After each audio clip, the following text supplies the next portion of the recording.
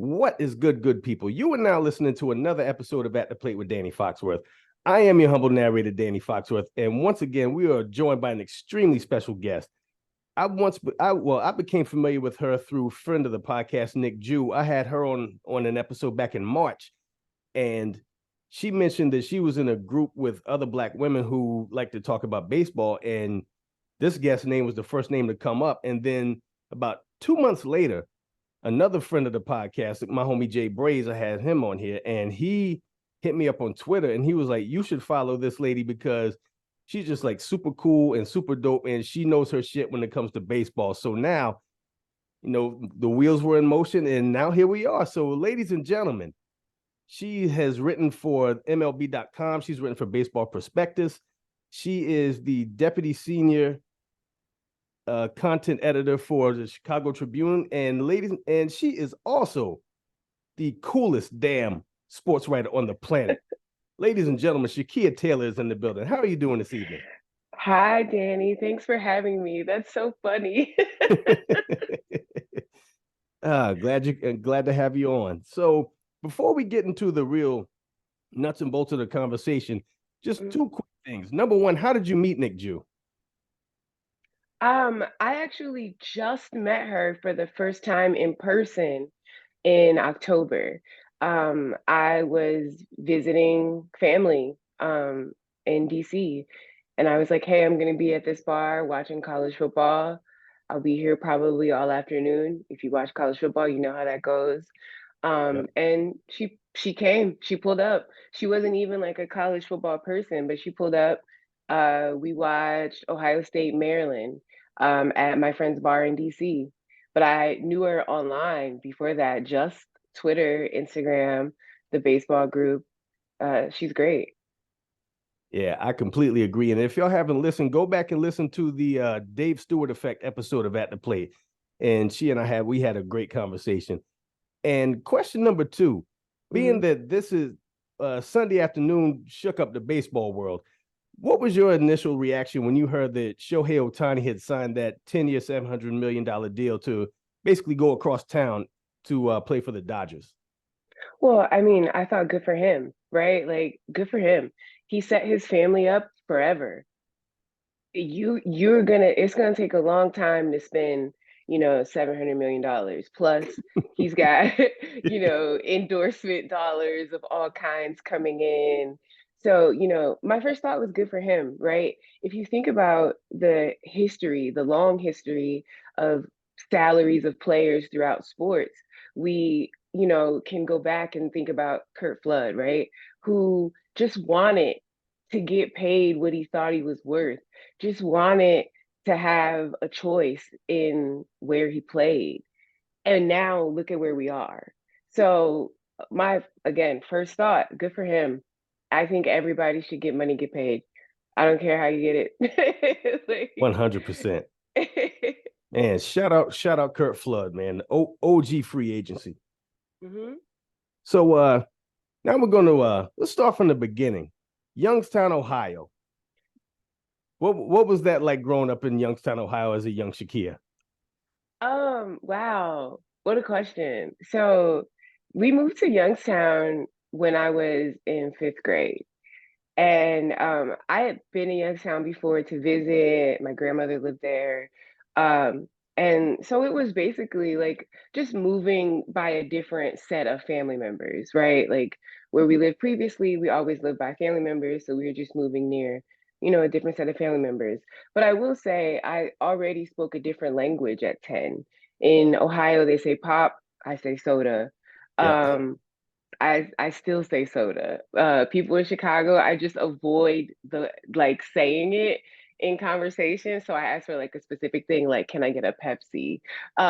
Because I still say soda, what else? It was an interesting thing, at 10, because all my core friends were in North Carolina and DC. So going to Ohio was that kind of, oh my God, I'm leaving all my friends. That's kind of unfair. But baseball is how I made friends immediately. Watching the 90s Cleveland baseball team. I'm still friends with kids I grew up with, of course. just big time sports town is what Youngstown is, right? I went to high school at Carolina Mudcats, and I love this as a fun fact. The current president of the 49ers was at my high school when I was in high school. He's only a Really? couple, yeah, he's only a couple years older than me. Like I Wow. remember like my friends and stuff. His mom owned the team, right? But when we were in high school, it really wasn't registering when people would be like, his mom owns the team. Like, so because it's Youngstown, right? You just don't picture, so that's what it was like growing up in Youngstown. There were kids like that, and then there were kids who were regular, just right there together in a little steel mill town. Love it. Love it. So, what were some of your earliest baseball memories? Mm. One of the earliest is not really about baseball, but it's related to baseball.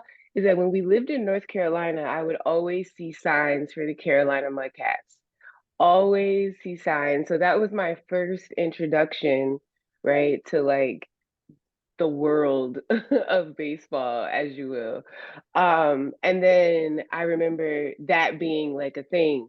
Oh, elementary school, free tickets to the Mudcats, free tickets to the Mudcats. So the Mudcats have my favorite logo in baseball. And I think minor league teams, that's how my love of those like weird, wacky logos came. I know you have the exact same affinity for them. Yes. Um, but then after that, I would have to say, when I was in about seventh grade, I was in a group and we were doing like a play for school, and we modeled our image after like 90s Cleveland baseball player walk up music, right? David Justice was on the team. So we all were like hypnotized, Biggie, Biggie, Biggie. Like that was our stuff, right? Everyone we had our gold chains, like the baseball players, you know. Like that was like they were it. They were hot, right? So I don't know. Those are some of my earliest memories outside of, watching games, but those are fun. Those Man, those, those were the fun ones. I forgot David Justice was with Cleveland. Mm-hmm. Mm-hmm. Man, that was a fun squad to watch too. They were always so fun. And Yeah. I won't go on any rants of any kind tonight, but Kenny Lofton, what? He's so Yes. underappreciated. Yes. So underappreciated. And he did so much in Cleveland, at least in my eyes, maybe because I was young, but he doesn't get the respect I think he deserves. I had to put that out there. Arizona State legend. He Legend was in two dope. games like he's Pee Wee Kirkland. He was so dope. So the sports writing, how did you get into that? Oh, how did I get into? I really, it's so weird. It happened so fast. It happened very fast. Like we all know social media is its own beast. And once upon a time, it connected us with people who we would never imagine would be reading the things that we're saying. And I've always blogged. I used to like blog, back when blogging was a thing, and I had an opinion on everything. Um, and one day I was like, oh, I'm gonna write about baseball. And I just started. Like I was like, I'm gonna start a little blog. I did a couple of away games with some friends. I started like tweeting through them, posting little stories. And one day I wrote I wrote a thread. It no longer exists on Twitter, but I wrote a thread about like baseball game etiquette. And, I'm like, don't stand up for your drink. The people next to you will absolutely pass it to you. Pass Yes. your money down, pass your ID down, right? Don't get out of your seat when the ball's in play. Maybe Yes. wait until, we're at the half inning or there's some sort of debate on the field, but don't get up on the. So things like that. And people started like responding, like, yes, I hate that. Oh my God. Right. And it was just something we could all really relate to. And editors on the Bird app started following me, like, oh, this girl's funny, she's kind of clever. And then one DM me one day, like, do you want to write for us? That's just quite literally Wow. how it went. It was very fast. And shortly after I started writing freelance, the job I had at that time, I lost it. Basically got laid off. They didn't have anywhere else to put me. There's no promotion left, whatever, whatever. So I was like, oh, well, look, I got this thing that I'm doing. I've been making a couple of bucks from it, so I'll keep doing it. And then I continued doing it when I got a new job. Next thing you know, a few years pass and I'm at the Tribune. That is wild. How that hobby turned into a career. That's so Mm-hmm. dope. That is so dope. So the Ballpark Figures podcast. Talk Yep. about that. Ballpark Figures is a collaboration between me and SABR, Society for American Baseball Research, of which I am a member. I encourage any baseball fan to become a member. The benefits are great. The conferences, the other people you meet, the people who will send you baseball cards. I have a stack of baseball cards because people in SABR were like, saw this and thought of you. But anyway, back to the pod. They just asked me one day, like, hey, would you be interested in hosting something for us? It was, during the pandemic, everyone's at home. They needed like virtual programming, just things to keep members engaged and an ability to connect with one another. And I started hosting that. The very first guest was legendary Coach Roger Cato of Southern University. He was incredible. Like, again, I can't even recommend talking to Coach Cato enough for anyone. Or looking up Coach Cato and his videos. He has his own little TV show. Just, I don't know, that pod has brought me some really interesting baseball people, hence the name Ballpark Figures. I just thought it was like, people you see at the ballpark or people you see around the ballpark. Mm-hmm. And I've talked to everyone from, media, to just people who blog, historians, coaches, players. It's a really, really fun project. Yeah, and this is super dope too. I watched the Dave Stewart episode, gosh, probably 5 or 6 times now. God, man, he's Isn't one he of my so favorite pitchers funny? as a kid, and just hearing his stories and hearing things from his perspective, that was Mhm. that was it was like candy for the ears. I love him. He is so funny to me. He is funny without trying. Yes. Since you watched it, you saw his Tommy Lasorda like back and forth with himself. That was comedic gold. Like he is so funny. Speaking of Tommy Lasorda, I'm actually going to bring him up in the 5 question segment, but we'll go down the line. So who are some of your current favorite players? Ooh, my current favorite players. So every season, I pick one person to just kind of zoom in on, to pay attention to a lot. I knew you were gonna wear that shirt. I was Yes. like, I have that because you knew I have it too, right? Yes. But so obviously Ellie De La Cruz really, really, really dug him this year. Um, just a super, super exciting player.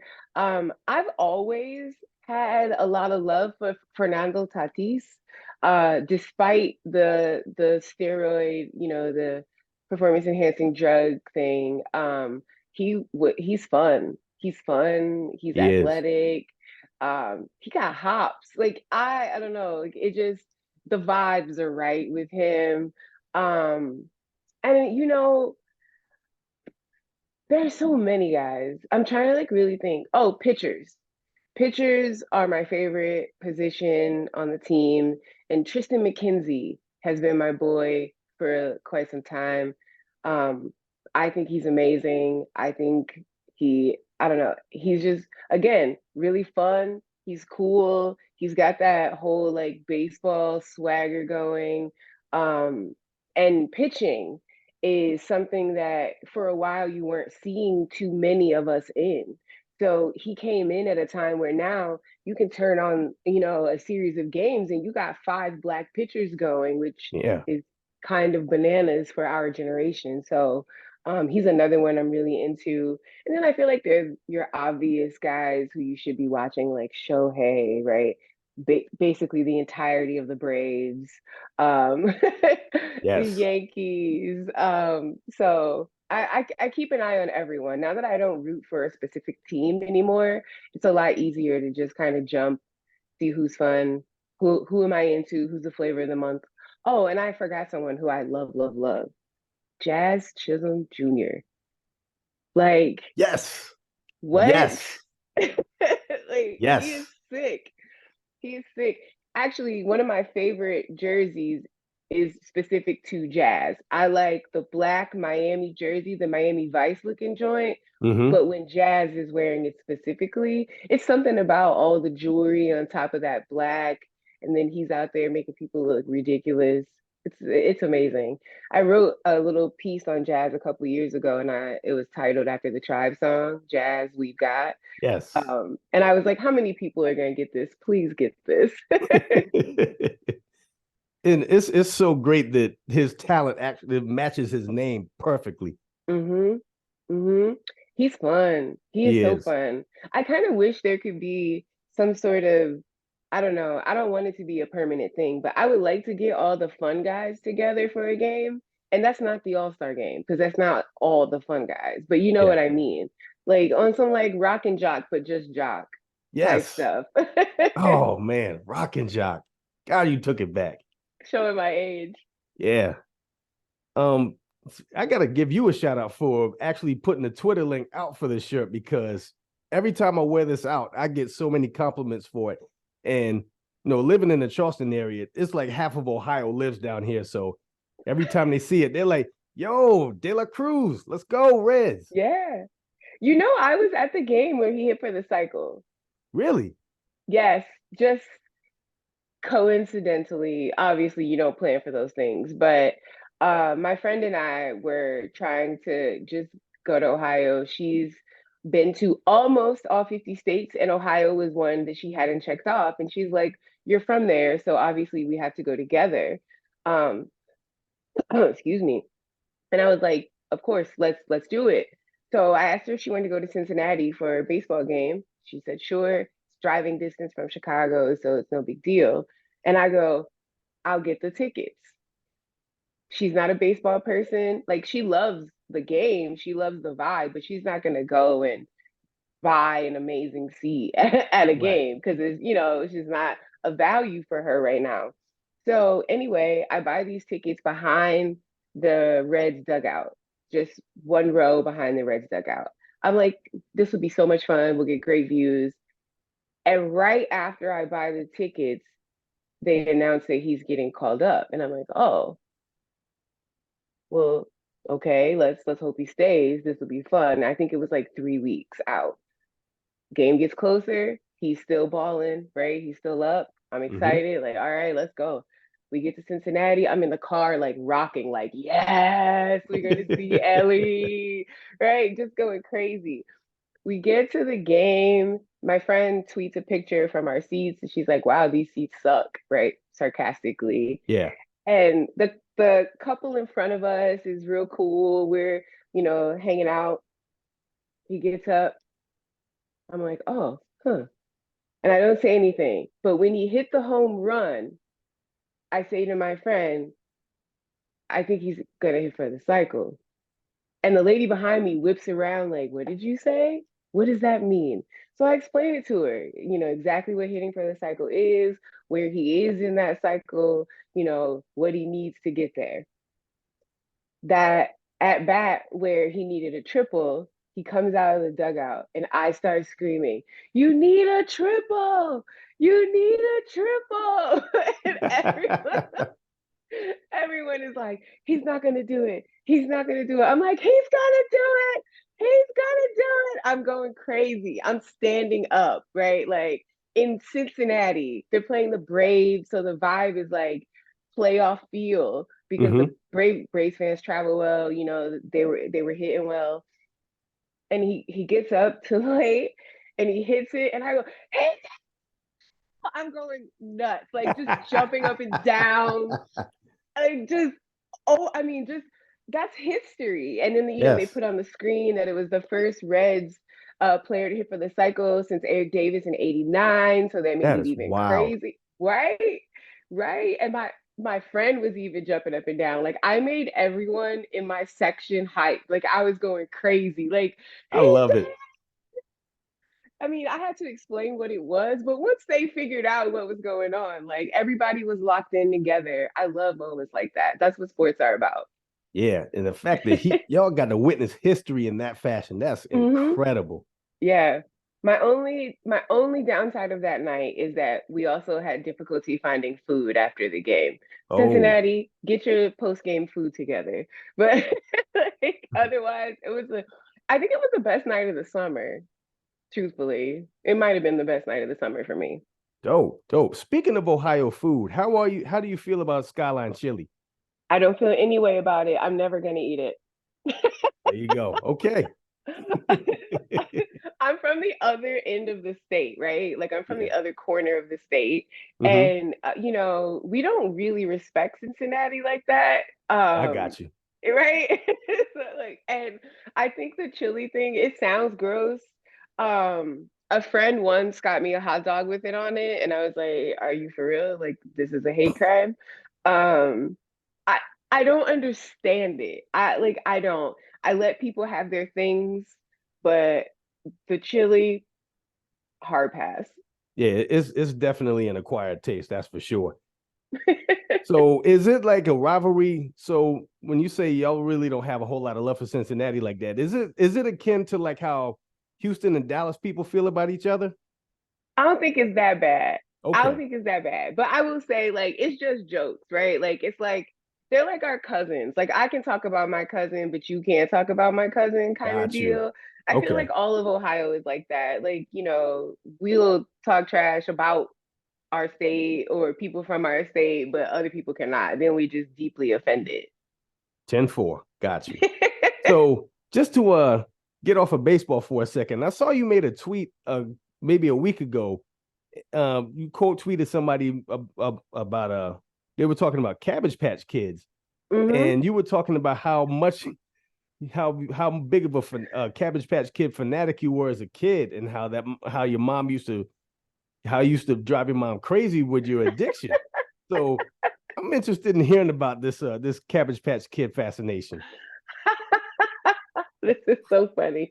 Um, so one of my earliest memories is of me pulling my Cabbage Patch dolls in my Cabbage Patch wagon across the parking lot at our apartment building in Maryland.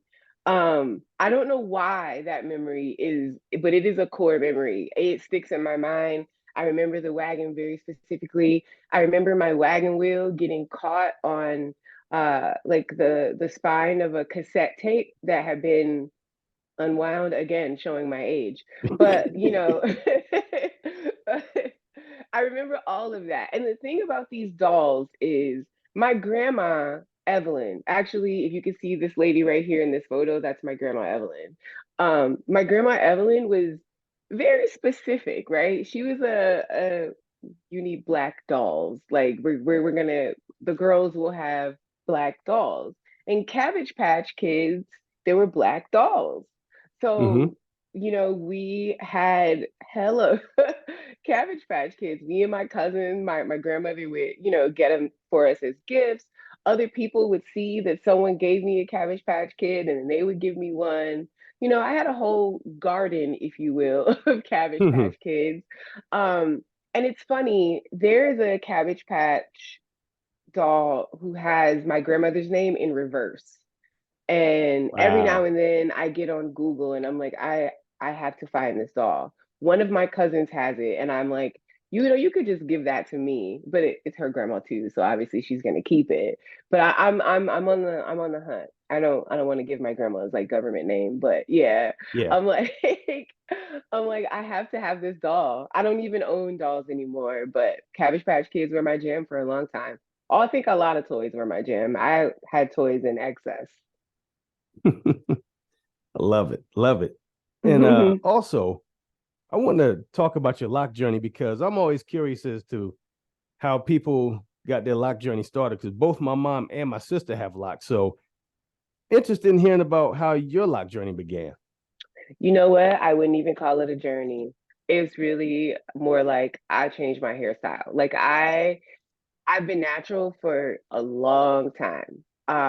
Like I remember being natural in college, in the early 2000s, and people it not really being, as normal, I guess, as it is now. Like I remember people being like, "Oh, you're on your Jill Scott, Erica Badu." No, man, it's just the way my hair grows out of my head. That's all. Like Yeah. I'm in college, I am broke. Like it's really not that deep, Like I wasn't trying to make any statements, and then I just stuck with it. And it was like, okay, well, I went from sometimes I'd have like little short, curly, cut. Sometimes I let it grow down to my shoulders. I was always doing something. And as I got older, I said, by the time I reach 40, I want to have locks. So I really just made up in my mind, that I was going to do that.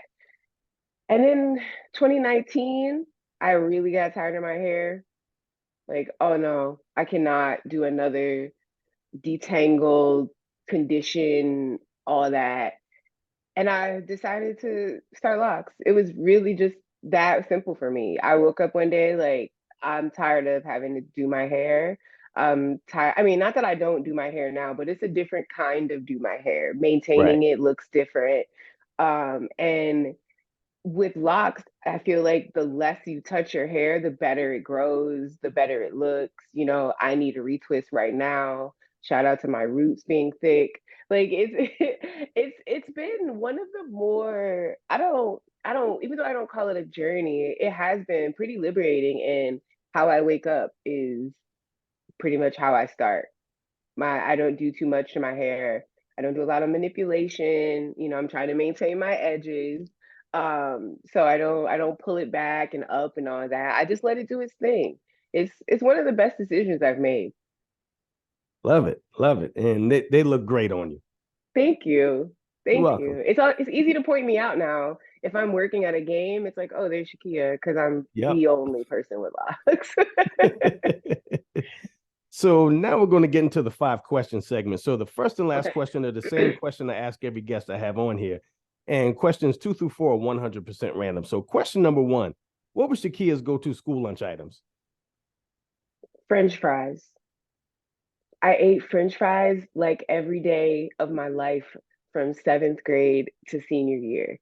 You cannot stop me from eating French fries. The potato is one of the most versatile foods, but French fries. And I would like eat it with, I'm sorry, y'all. Sometimes I would dip in mustard, sometimes I would dip in ketchup, sometimes barbecue sauce, but it was sometimes cheese sauce, but it was always fries. And then also my high school was known for cheese sticks and shells on Wednesdays. Like people would race to the cafeteria on Wednesdays to get it. If you had a locker that was close to the cafeteria, people would ask to put their books in your locker so they could get to the cafeteria faster. So those are my go-to lunch items: French fries, cheese sticks, and shells. Oh, you can't ever go wrong with French fries. Question number 2. Tommy Lasorda versus Lou Piniella in a cage match. Who wins? What a hilarious question. Okay, I'm going Lou Piniella. Me too. Me too. It took me like 2 seconds to have the answer, but yeah, I'm going Lou Piniella. Yeah, because Lou Piniella, I mean, they're both fiery, but Lou Piniella had that physical element to it. Like it was nothing for him to just snatch up a base and fling it in the outfield or kick dirt on an umpire. He gets my vote too. He seems like not only would he win, but then he'd be upset with you for him having to do it to you. Yeah. Like Yes. Question number 3. What's a popular food from your childhood that you've never tried? A popular food. Okay, I can't say never tried anymore because I tried it, but it took me a long, long time, and this is gonna sound ridiculous. I had my first peanut butter and jelly sandwich when I was like in my 30s. Wow. I was adamant that peanut butter and jelly should not touch, that they should not go together. I Hmm. like peanut butter and I like jelly, but I like them independent of one another. And then, one of my friends was like, you constantly like turn your nose up, but you've never eaten it. And I was like, good point. So I tried it. I didn't hate it. Okay. Surprise, surprise. Hey, better late than never. So, question number 4. If you were a baseball player, what would your walk-up music be? Easy. Guys, I like. It's my favorite song. Good call. Man, damn, that's a good call. You're taking me back. That's like the video That's my soap favorite era right song. there. I mean, whenever anyone asks, that's where I go. That is my favorite song. It is, I don't know, it comes on, it changes my mood. I've said it so much that whenever I go on like people's like shows and stuff, they play Hmm. that for me. That I don't know it obviously because I can't hear it, but when the episode airs or when people hear on the radio, that's what they have as the music. And I'm like, yes, I'm slowly making this my theme song. I like it. Bonus question. What are 2 books that you would recommend everybody read? Ooh, hmm. 2 books I would recommend everybody read. So Ta-Nehisi, no, that's not where I was going with that. Hold on. As you can probably see, I have a lot of books. Um, oh, so the books that I love are This Is How You Lose Her by Juno Diaz is one of my oh my God, it's one of my favorite books. Like it's fiction. Um, Juno writes about, a Dominican main character. But he goes through these series of relationships through the book. And I first became acquainted with this through the a short story that's in it. It's a book of short stories, I should add that. Hmm. A short story that's in it that was printed in the New Yorker or New York Magazine, one of the two. But and it was the one from the title, This Is How You Lose Her. And there is a line in it that I actually got tattooed. It's a part of my half sleeve. And it says, the half-life of love is forever. Um, it I loved it.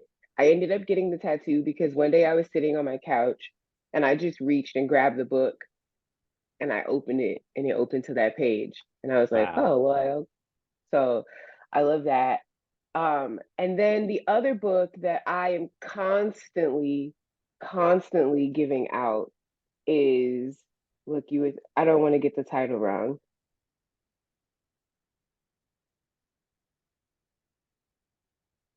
Okay. It's How to Slowly Kill Yourself and Others in America. It's by Kiese Layman. I believe that's how you say his first name. Okay. Um, it is again, it's devastating. It is a series of essays on basically his experiences being a Black man from the South. It's so good. It's one of those books that I always pass to men, particularly Black men. Like, I think you should read this. I think this would be an interesting read for you. Not because I'm like sending any messages, but because it resonated so deeply with me, and Right. it's from the perspective of a Black man, and then he's talking to other Black men in the book. There's like chapters where it's literally just letters between him and a friend. It's an amazing book. He's an amazing writer. The writers from the South, oh my gosh, like you got like Jasmine Ward, who just everything she writes is you feel it in your bones. I could go on about people I like to read forever, so I'll just stick with those three. And great suggestions. And last question. What was the last thing that really made you laugh? Ooh, outside of this conversation, Yes. the last thing that really made me laugh, I gotta think about it. It was probably a conversation with my friend Jeanette. And the reason why I say that is because I don't think I've ever had a conversation with her where I did not bust out laughing. She and I have this connection that if other people saw it, they would probably squint and wonder what was wrong with us. But everyone has a friend like this Yeah. where like you say something and they can like drop a song that goes with it, or they finish your joke or they say something really clever. She's really good at turning words, and I just bust out laughing. So it was probably a conversation with her. She is also a writer. She writes romance. And I just find that like writers are so clever. Not that no one else is, but when you have friends who also write, the conversations get a little interesting. The playing with words becomes a part of the relationship. 100%. Could not agree more. If there's anything else, if there's anything you want to plug or promote, the floor is yours. I don't have anything to plug or promote. I feel like now that I work for the Tribune, all I can say is like, subscribe to the Tribune, check out some of my stories. I don't just write about baseball, I cover sports and culture. So things that, you don't always see. Today I published a story on the Bears DJs, and I was really surprised that other people were like, hell yeah, the DJs at Bears games are really good, because sometimes I'm like, was I the only person listening? I have all kinds of sneaker stories and music stories, but they all come back to sports. So I think even if you don't live in Chicago, some of my stuff is a really good read. 100% agree. I actually subscribed to the Chicago Tribune this past Friday. Oh, So, that's awesome. yeah, I'm on board. Thank you. Thank you. Which story made you want to subscribe or made you click to go ahead and do that? It Now was I'm the one interviewing you. it was the one that you did about MJ and LeBron, because one of the things that I cannot stand during the NBA playoffs is this circular discussion of who's the GOAT between MJ and LeBron. I'm like, they're both great in their own right. Let's just leave it at that. But I mean, that's a tall order, right? I mean, that's a tough ask right Well, there. but like no one's winning that argument, right? You're Exactly. not winning new souls. You're not converting anyone. I don't think I've Exactly. ever seen anyone be like, you know what? I changed my mind. It just doesn't happen. It doesn't happen. I Yep. think LeBron's great, but I'm a Jordan girl. I think it's some of it is generational. Yeah. Like LeBron and I are almost the same age, so I don't know. I'm not really looking up to any of my like age peers, if you will. I think he's dope though. I do, and I grew up watching him. He Yeah. grew up down the street basically. But no, I get it. You're not changing anybody's mind. And if you are, was that person even for real? Be serious. We Good don't point. respect people who change their mind in sports arguments a lot. Like Yeah. it's like, no, you're not a serious individual. So, Shakeia, once again, thank you so much for being a guest on here. I thoroughly enjoyed myself. Thanks for having me. This was fun. Absolutely. And make sure y'all like, download, and subscribe to At the Play with Danny Foxworth. Subscribe to my YouTube page. I'm at Danny Foxworth 843. You can find all the visual episodes of my podcast, including my other podcast since we last spoke.